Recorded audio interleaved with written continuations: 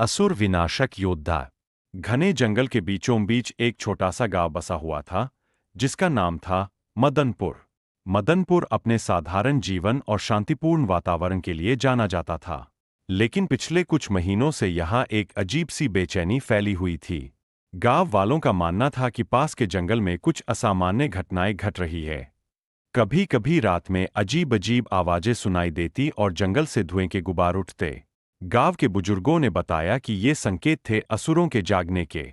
असुर, जो हजारों साल पहले भगवानों और महायोद्धाओं के द्वारा परास्त कर दिए गए थे, अब फिर से लौट रहे थे।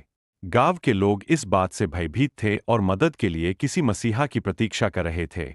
इसी बीच गांव में एक नया चेहरा आया, सोनू। उसकी आयु लगभग 25 वर्ष होगी, कद मध्यम, शरीर सधा हुआ और आंखों में अद्भुत तेज था।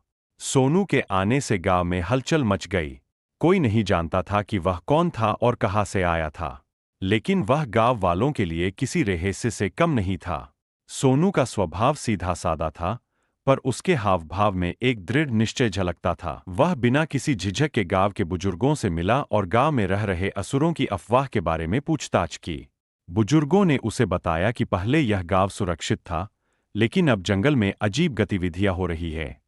वे मानते थे कि असुर फिर से जाग रहे हैं और जल्द ही वे गांव पर हमला कर सकते हैं। सोनू ने बुजुर्गों की बातें ध्यान से सुनी और कहा, मुझे जंगल में ले चलो। मैं वहां जाकर देखना चाहता हूं कि क्या हो रहा है।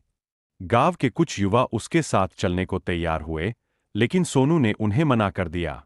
यह काम मेरा है, तुम लोग यहां गांव की रक्षा करो, उसने कहा और अकेला जंगल की ओर चल पड़ा। जंगल के भीतर कदम रखते ही उसे एक अलग ही अनुभव हुआ। पेड़ों के पीछे से अजीब सी परछाइयां उसे घूर रही थीं। जंगल की हवा भारी और घुटन भरी थी, मानो कोई अदृश्य शक्ति चारों ओर फैली हो। सोनू ने अपनी तलवार संभाली और आगे बढ़ने लगा। वह अपने कदमों से सावधानी बरत रहा था, क्योंकि उसे पता था कि कहीं न कहीं असुर उसकी प्रतीक्षा कर रहे थे। जंगल के एक खुले हिस्से में पहुंचते ही सोनू ने देखा कि वहां पर कुछ अजीब सी मूर्तियां बनी हुई थीं। मूर्तियां मानव आकार की थीं, लेकिन उनके चेहरे भयानक थे। उनकी आंखें जल रही थीं और उनके आसपास एक नकारात्मक ऊर्जा महसूस हो रही थी। तभी अचानक एक जोरदार गर्जना हुई और सामने एक विशाल असुर प्रकट हुआ। उसकी ऊंचाई 10 फीट से भी ज्यादा थी और उसके हाथों में एक भयंकर मूसल था। असुर ने सोनू को देखा और हंसते हुए कहा, तुम अकेले आए हो, मनुष्य। मुझे पराजित करने की भूल मत करना। सोनू ने शांत लेकिन दृढ़ स्वर में उत्तर दिया, मैं अकेला नहीं हूं। मेरे साथ मेरा संकल्प है और वह मुझे कभी हारने नहीं देगा। असुर ने अपनी पूरी शक्ति से सोनू पर हमला किया, लेकिन सोनू ने अपनी तेज गति से उस हमले को टाल दिया। उसकी तलवार बिजली की तरह चमकी और असुर के मूसल पर जा लगी। दोनों के बीच भयानक युद्ध शुरू हो गया। सोनू के कौशल ने साबित कर दिया कि वह साधारण योद्धा नहीं था। उसकी हर चाल सटीक और उसकी हर वार घातक थी। जैसे जैसे समय बीतता गया, सोनू की तलवार की चमक बढ़ती गई।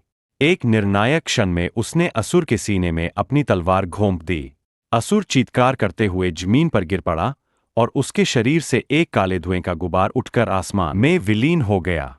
सोनू ने गहरी सांस ली और आसमान की ओर देखा। उसे पता था कि यह केवल शुरुआत थी। असुरों की ताकत बढ़ रही थी और उसे आगे भी कई चुनौतियों का सामना करना था। लेकिन अब वह अकेला नहीं था। गांव वालों का विश्वास और उसका साहस उसके साथ था।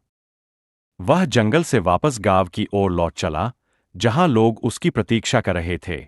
अब गांव वालों की आंखों में भय नहीं, बल्कि एक नई आशा थी। वे जानते थे कि असुरों के विनाश के लिए उनका योद्धा तैयार था, असुर विनाशक योद्धा, सोनू।